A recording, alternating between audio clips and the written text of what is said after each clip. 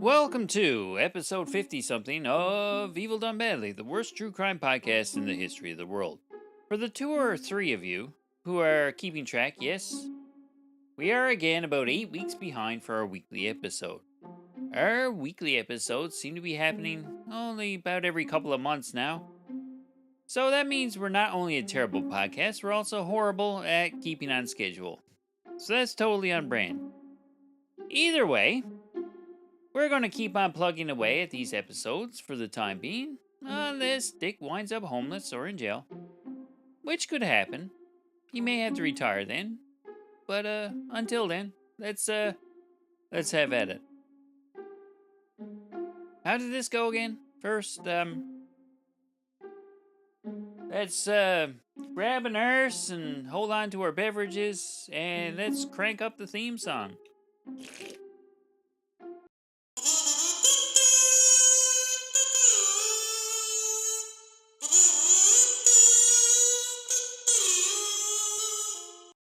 This episode of Evil Done Badly is brought to you by the fine folks at the Wide World of Paranormal Investigations and Ridiculous Thrifter Facebook pages. One covers paranormal, otherworldly shenanigans, and the other covers thrift culture and enjoys making fun of Savers/Value Village. They are both closing in on 30,000 followers and are worthy of your time. So check them out. Now back to the show. I just have a quick disclaimer here before we get started. This case is currently up for appeal, so technically all this stuff is still alleged. Even though I feel 100% confident that this cunt is a guilty cunt, and he will undoubtedly be convicted again. So there you have it. It's all alleged. Some of it. Most of it. It'll make sense later on. So this week's episode features William Hargrove, who shares the same name as the Billy Hargrove character from Stranger Things. You've probably seen it.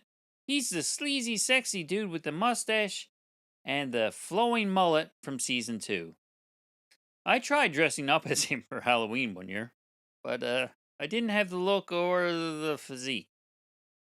But I did end up with a surprisingly nice mullet wig from Spirit Halloween, which I can wear anytime I feel like it.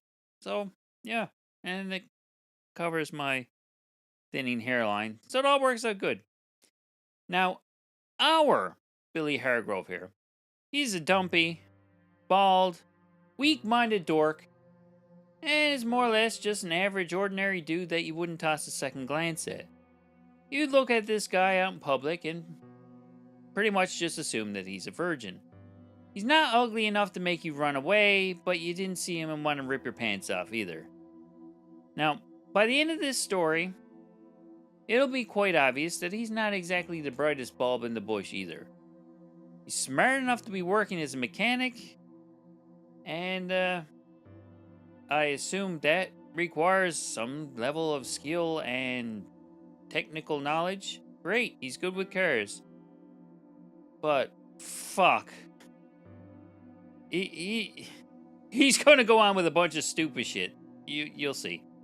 Now, despite his being unremarkably forgettable, he didn't exactly have a problem attracting women. What he lacked in handsome, he kind of made up in smooth.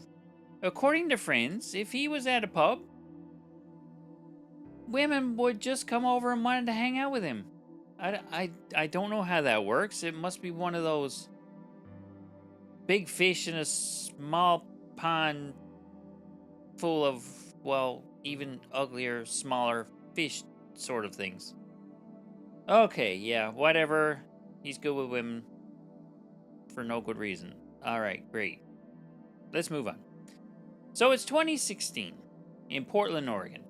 And Billy here turns up the charm and worms his way into renting a room from Michelle Chavez, who he met at a bar. He talked his way into paying a ludicrously low monthly fee, eating her food, and all the way into her knickers. Now, Michelle says that she's stuck in a loveless marriage, and, well, she prefers old Billy here. Billy's actually 26, but he's old Billy. and she's willing to leave her husband for him. She gives him her wedding ring as a symbol of her loyalty to him. Now, despite this, their relationship is a bit wonky and it's not exactly a fairy tale. But they're going to keep screwing off and on and carry on this relationship behind her husband's back for some time. She's possessive and controlling, and he's a bit of a big pussy, and, they're off and on again, so they separate a couple times, and it's not really all that stable. Now, it's not exactly a match made in heaven, but, well, William here, he gets to bang a married woman who's out of his league, so he's not going complaining. Now, he might not be complaining, but his unattractive eyes are wandering, and for some reason, he has wandering eyes, and he can also speak Russian. He says he picked that up while he was stationed somewhere in the military. Which is horseshit. Yeah, no. He's full of it. And what do you do when you're involved with a mentally wacky housewife who's fucking the dog and leaving her husband so she can be with you like she possessively says that she wants to? Well, you take your wandering eyes and you go onto a Russian dating site. Hey! That's convenient. And hook up with someone there to make her jealous. I don't know where he got the Russian from, but it sure comes in handy right about now. Hargrove hooks up with 27-year-old Anna Repkina. They start up an intense, loin-lifting, long-distance relationship. They flirt for a few months, and it's going well, and she decides, hey, she's coming to the States for a real-life visit with William. As we've said before, he's not much to look at, but he was personable, and she's on the rebound. So she is totally on board with taking a 10-day trip to Portland, Oregon, in December of 2016 to enjoy each other's company in person. Now, there's a slight geographical snag in the travel plans here, and Anna winds up in Portland, Maine, which is only about a 47-hour drive from her intended destination. Hargrove claims to have not known about the existence of this second Portland. There's actually like 20 of them in the US, and I find that kind of hard to believe, but whatever. He's pretty dumb. Either way, she's not going to question it. She's annoyed. She has no idea where she is, but she's happy to be in the country, and she'll eventually hop on another plane and fly the 3,000 miles or so to get to the right Portland. So Hargrove, he has his 10-day tryst planned while Anna's in town, and he and her spend it tucked away in the room he was renting at. Well, the woman who's pledged to leave her husband for him, it's her house. They're in Michelle's house.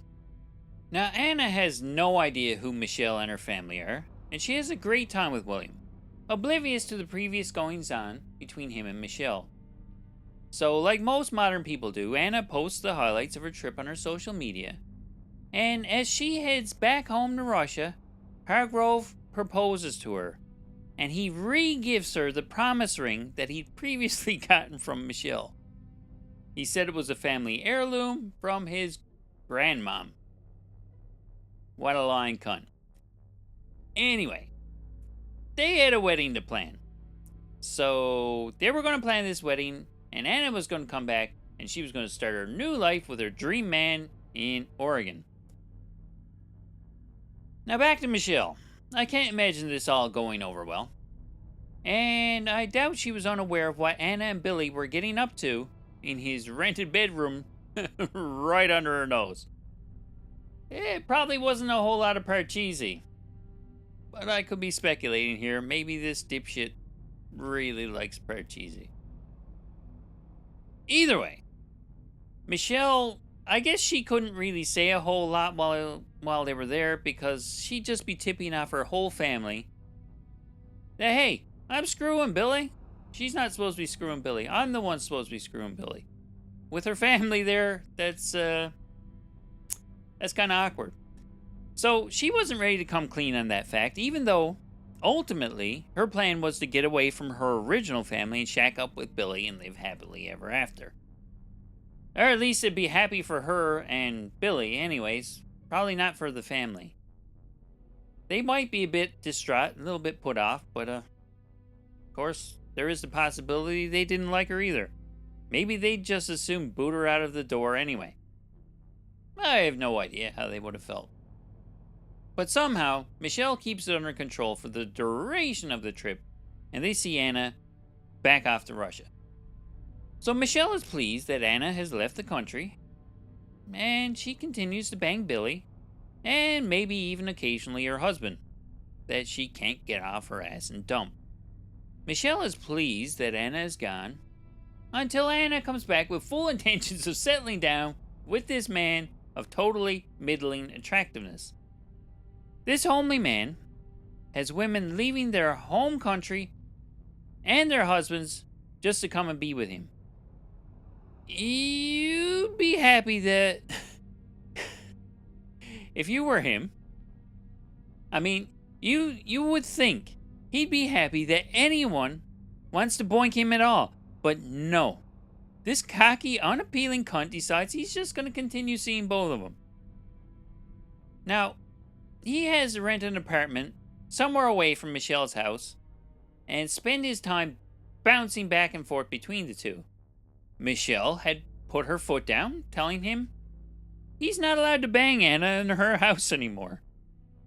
But on nights when he's not at the apartment banging Anna, he's free to come over and bang her on the opposite nights. Wow. His ugly genitals seem to be busier than most people's genitals.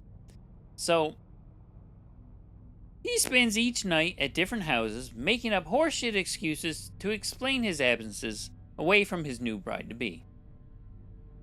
Now, she starts to sense something is up, but as of now, she's unaware that him and Michelle are still hot and heavy behind her back. Now, Michelle is not unaware that he is getting it on with Anna on the nights that he is not there. She's well aware of it, and she doesn't care for it. So oddly enough, Michelle and Anna wind up friends on Facebook. And they're quite possibly both members of the wide world of paranormal investigations and ridiculous thrifter groups. I mean, it's not impossible. They're very popular groups. But when Anna posts up a picture of the ring she got from Hargrove, Michelle can't really hide it anymore, and she starts threatening Anna about her relationship with her future husband. So now that's out of the bag, the ice is broken. Hargrove has to come up with something to explain it to Anna, and he just tells her that, well, this Michelle person, she's just a love-crazy ex-girlfriend. I mean, he's so fucking adorable. It's easy for anyone to believe. He's broken a few hearts in his time, and not all these broken-hearted people are going to take it so well. Anna calls her a bitch, rightfully so, and tells her to leave them alone. So we have that. Anna now knows that William has a nutjob ex who is having trouble letting him go. But he's promised to marry her. He gave her this ring and all that. So she deals with it. She's kind of fine with it. Meanwhile, Michelle gives him an ultimatum.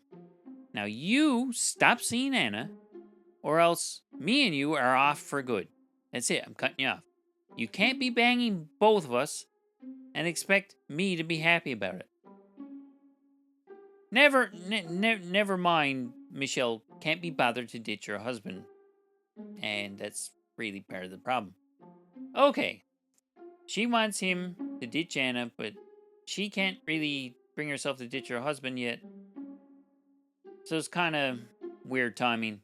Anyways, it'll all sort of work out. Now, if you're William in this situation, you say, okay, this is an easy choice. I'm going to go off and live with the Russian girl who actually seems to like me, and she's not a crazy lunatic. Now, this possessive, not-so-white woman with the Mexican last name and the husband and the 2 kids. I should just leave them. I should just move on. Problem solved. I could probably be happy this way. Now, William makes up his mind. And his mind is made up such that he wants to stay with Michelle, who is bonkers and has a husband and kids. He wants to stay with Michelle, so he goes ahead and arranges to get married to Anna at the beach. In other words, he wants to keep seeing both of them, and he wants Michelle to shut up about it. Now, he has to tell his bride to be something, so he tells her, yeah, let's go get married at the beach, and we'll get dressed up and go there, and I'll have somebody marry us. We'll have a couple of friends there. It'll all be fine. Boom. We'll be married. Okay. So they leave. They get dressed up. Anna brings a wedding dress over from Russia with her, and she's thrilled. And on the way there, they stop at a Walmart to pick up wedding bands. Yep, this guy is very attractive, and he's classy, which is, well, that's kind of my kind of style, yeah. Unfortunately. And when they get down there, there's no wedding. There's no celebration. And Hargrove, well, he has to explain why nobody's there. So he pretends to call some people, makes up some crap about why the people who were gonna have the wedding are not there. I mean, why couldn't they be there? So calls up somebody, starts acting all put off and kind of angry and stuff. The hilarious thing about it is that instead of calling nobody and pretending to hammer out the wedding details, he calls a local GameStop and harasses the poor nerd minding the counter with his pretend conversation. I mean, this guy can't even have a fake wedding without being a big fucking dork about it. Anyways, it all looks good on the outside. The friends are not the wiser. Anna's not the wiser. And they're going to reschedule. There's no wedding, and there's probably no wedding bands either, because he went into Walmart by himself and came out and, well, I guess he said he bought wedding bands. I'm not sure if he actually did. Now, on the way home, they stop at McDonald's for an almost pretend wedding meal. And as you can tell, this guy really, he just oozes style out of every pore. So how long can he keep this shit up? Well, if Michelle has anything to do with it, she's losing her marbles. And in order to speed things along with this ultimatum, not getting married to Anna sort of thing, the two of these morons get together and they set a date of April 19th, 2017. This date is ironclad, and they both agree that by this date, they will both be free of their extraneous partners. She would finally leave her husband, and William would cut Anna loose, and they will be free to continue their storybook love thing. Yeah, okay, so they've got all that hammered out, and Hargrove still decides he can't bear to break up with Anna. So he convinces her to drive with him out to some secluded backwoods roads in the middle of buttfuck Oregon. See, Hargrove, he has a problem. Two women want him all to themselves. One's crazy and married with 2 kids. The other is friendly and genuinely wants to spend the rest of her life with him and left her country for him. Now, I've said earlier, he's weak-minded and dumb. Even knowing that, his solution to this problem is still fucking unthinkable. Because they get to this secluded area, they get out of the car. For whatever reason, they're out of the car, just looking around in the woods going, okay, great, we're in the woods, now what? And for some reason, William pulls out a shotgun and shoots her in the back of the head.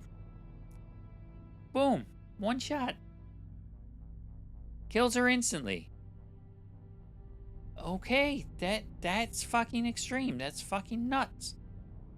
He leaves her body there, content that it won't be found for some time. You know, so give him time to arrange something or run away or whatever. And, well, maybe the animals will take care of it before anyone comes along and finds it and can get him in trouble. Now, this is baffling. Poor Anna is lying there dead. Hargrove decides, hey, my car is a bit messy, and he needs to dump out a bunch of garbage. So he throws a bunch of receipts and cigarette butts on the ground, pretty much in the vicinity of poor dead Anna. And what does he do then? He heads to a convenience store for chips and pop. He calls Michelle and tells her he's got a flat tire and is stranded out along the highway and needs a ride. She leaves her family's Easter dinner and comes to his rescue. She comes to pick him up, and they drive somewhere, and they get it on in the front seat. Wow. So, Billy here tells her that he and Anna had a huge row, and she packed up and just moved back to Moscow. Michelle is pleased with that and never questions why his car doesn't actually have a flat tire. So they drive home. They stop at a couple of ATMs on the way so he can withdraw money that he doesn't have. He is flat broke. But money comes out anyway because, well, it's from Anna's account. He uses the cash he gets to pay his car insurance. Because if he doesn't, he will have his car taken away because it's not paid for yet. And having insurance is very important for you when you're buying a car and paying it out. So he gets to keep his car. Not for a whole lot longer, but he does for the time being. Michelle's happy. It's as if a weight has been lifted off her shoulders, and the next day, William, he's not so happy. It starts to dawn on him that, well, he may have picked the worst way possible to solve his little love triangle problem. And now he has a new problem, is that he wants to have not shot Anna in the head, and for her not to be dead anymore. That's a hard problem to solve. It's virtually impossible. So he takes to the internet. A logical person would Google something like, how to assume a new identity and move to Madagascar, or something like that. I mean, he already speaks Russian, so he has plenty of options where, he could just go. Instead, he decides to put out that he needs to turn back time and find a way to go back to yesterday and prevent himself from leaving the house and killing Anna. He's open to time travel, wormholes, magic, or whatever it takes to get the job done. Now, he doesn't say it like that, of course. He words it as, well, a friend needs to go back in time to 11 o'clock yesterday to reverse something horrible that happened. Now, this fucking dummy, he gets trolled on WhatsApp and offers his soul in exchange for being able to have a redo of yesterday. Now, once the guy who's trolling him realizes that Billy here is 100% serious about selling his soul to turn back time, the dude ghosts him. Yep, that's what happens. Nobody offers any actual solutions to his dilemma, because solutions to this problem don't exist. And Billy's a fucktard. Meanwhile, a caretaker has already found Anna's body, and the police have already commandeered the garbage from his car.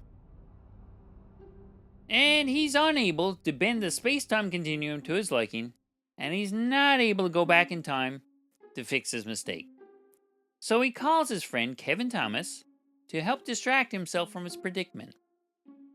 He tells Kevin that he bought himself a Star Wars Lego set with the money that he didn't have, just to keep his mind occupied and make himself feel better. Kevin looks at him and says, okay, that's a bit odd, but he really doesn't think a whole lot about it. He's a big dork. He bought some Star Wars Legos. Not the most responsible financial purchase ever, but, you know, whatever. And then, on April 19th,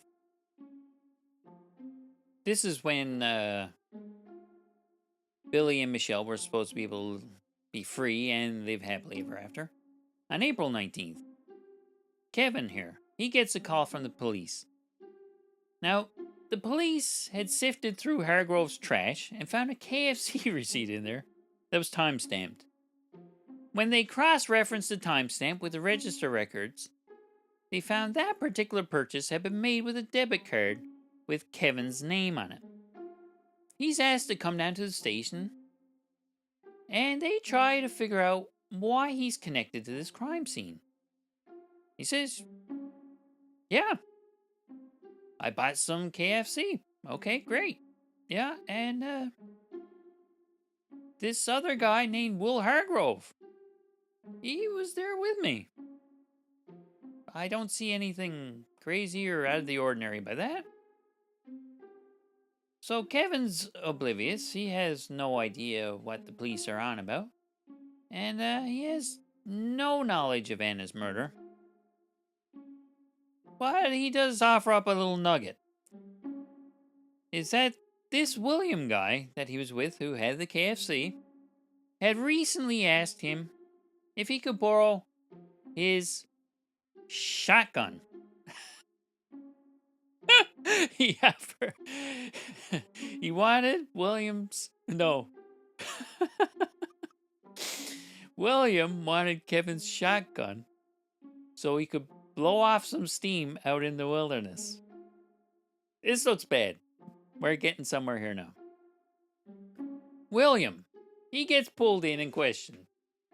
He claims that him and Michelle drove to a general store on Easter, and the officers randomly ask him if he dumped some garbage there. Jeez, what a strange question that is. Hey, how'd you know I did dump some garbage? I dumped it right next to the store. Now, they already knew where the pile of garbage was. And it's not next to the store, so that's a little inconsistent. Now, they want to see if he knows anything about this Anna person that they found dead. Well, he claims that he barely knew her, and that she was psychotic, and he left her after 2 dates because, well, she was nuts. And he was also seeing Michelle, he admits to that, and he just didn't want to hear about it from Michelle anymore. He also says that he hasn't seen Anna since March. I don't know why he thinks this is a good idea, because obviously it's very, very easily verifiable. His phone records come out and they more or less kick the shit out of him because, well, he's flat out lying. He's definitely been talking to her since March. So they call bullshit and tell him his junk was found near Anna's body, and his story doesn't make any sense. So he gets all defensive and asks for a lawyer, and they say, okay, you can have your lawyer, and you're under arrest for the murder of Anna Repkina. They slap the cuffs on him, and they drag him away.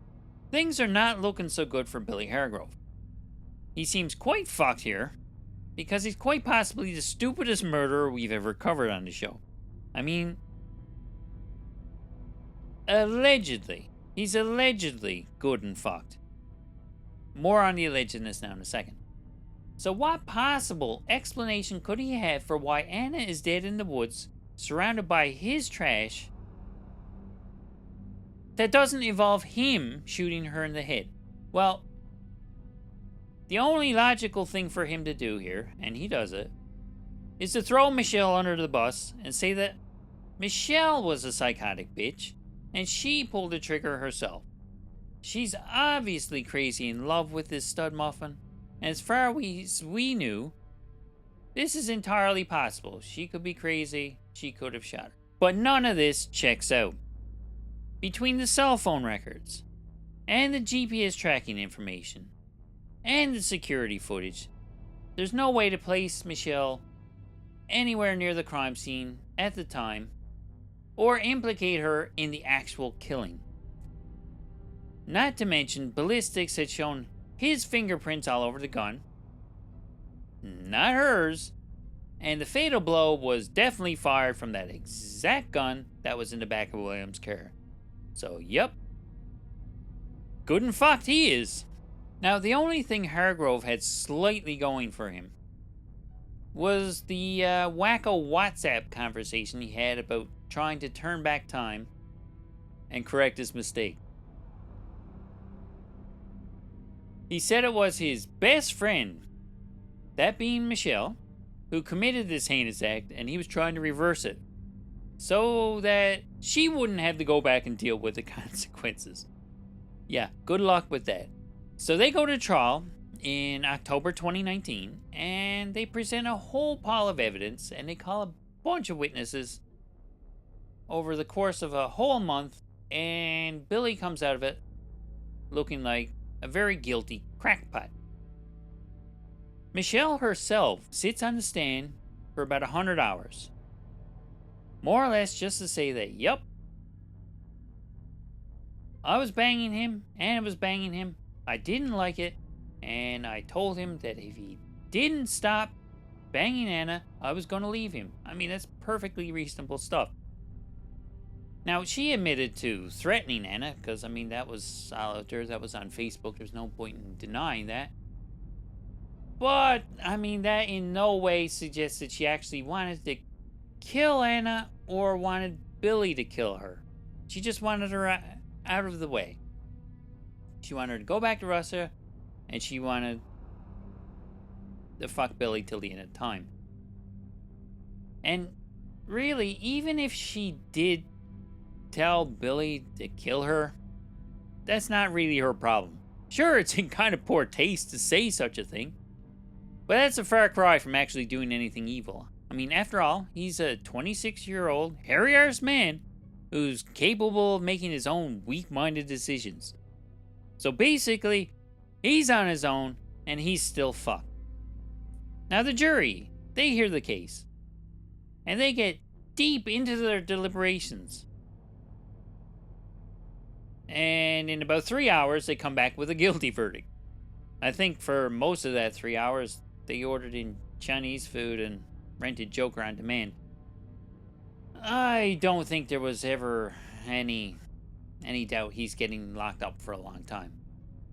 So he's charged with first-degree murder and a few more miscellaneous charges about impersonating Anna to get at her money. He's sentenced to life in prison with no possibility of parole for at least 25 years. And Michelle won't be there waiting for him when he gets out because he tried to sell her down the river. And I'm sure she can find some other dopey-looking moron to cheat on her husband with.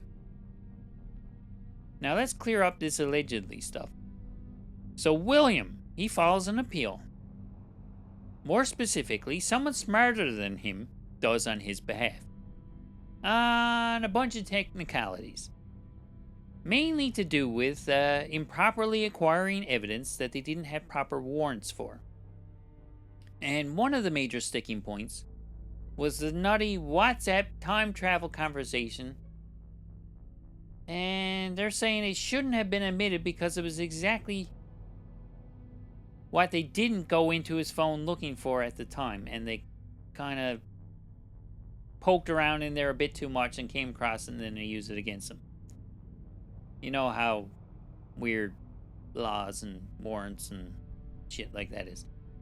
Anyway, his lawyer people think that this conversation unfairly taints the prosecution's case against him because it makes Billy look like a complete nitwit. So his lawyer manages to poke enough holes in it to get a retrial for the murder charge. Fuck's sakes. Now, it's not all alleged. The other charges were unaffected, and he's still guilty of those. So he's still a convicted identity thief who will take your money and buy Lord of the Rings toys out of the proceeds. It's only the murder bit that's the alleged part, so he's going to be put away for a while regardless. And right now, he's incarcerated in Oregon. He's awaiting a new trial. And if you're feeling lonely, you can be his friend by checking out his profile on the Wire of Hope Prison Pen Pal website. He likes reading, martial arts, learning about religion, and animals. He left out the Star Wars fandom bit. Now, apparently, prisoners having pen pals helps cut down on recidivism rates. So I guess that's a good thing. But in his case, though, I doubt he'll ever get out, so recidivism shouldn't be a problem. I don't see his next trial going any better for him. He's still going to be a nitwit. And unless he actually figures out how to really go back in time and find a way to erase the whole thing, I'd say he's pretty screwed again. And that'll about do it for the wacky story of Billy Hargrove, who's a stupid cunt, and the tragic death of poor Anna Repkina. What she saw in this complete fucktard is, well, anybody's guess. She wound up miles from home and dead on the ground because this jackass couldn't just up and leave one of them and live happily ever after. This fuck ugly prick is lucky to have any woman who wanted to shag him, let alone two who wanted to get into his repulsive underpants. Stupid fucker. And there you have it. Another unbelievably tardy episode of the worst true crime podcast ever, Evil Done Badly, is in the books. And if you would like to reach out and suggest future episode topics, we can be reached on Instagram or YouTube at Evil Done Badly, or by email at evildonebadly@gmail.com. So thanks for stopping by. Tell your friends so they can stop by and be annoyed by us too. My name's Dick, and I hope to see you next time. Bye-bye. Yeah, I'm probably going to play a song for you here at the end. It's by David Mark Gill. He's as unpopular as I am. And this song is called One of Us Dies Tonight and is available on streaming everywhere. Thanks a lot. Bye-bye.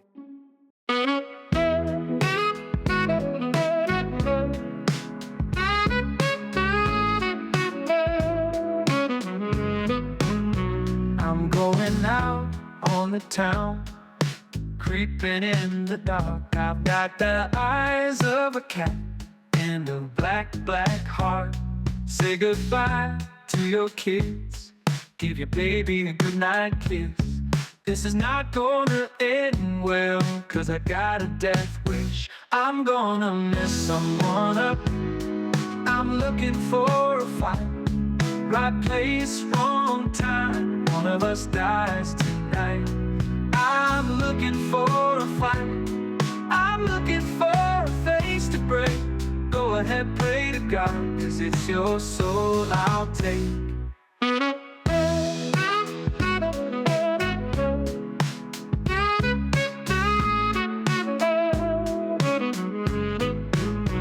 I don't care how big or small, or how tough you think you are. You're going down tonight, you're gonna taste my crowbar. Bring a knife, bring a gun, I'm gonna fuck you up right. I don't care if it's you or me, one of us dies tonight.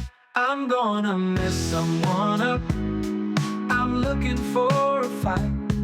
Right place, wrong time, one of us dies tonight.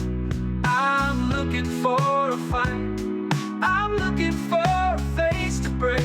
Go ahead, pray to God, 'cause it's your soul I'll take. Don't bother to hide or run to the boys in blue. Come along and bring your friends, I'll fucking kill them too.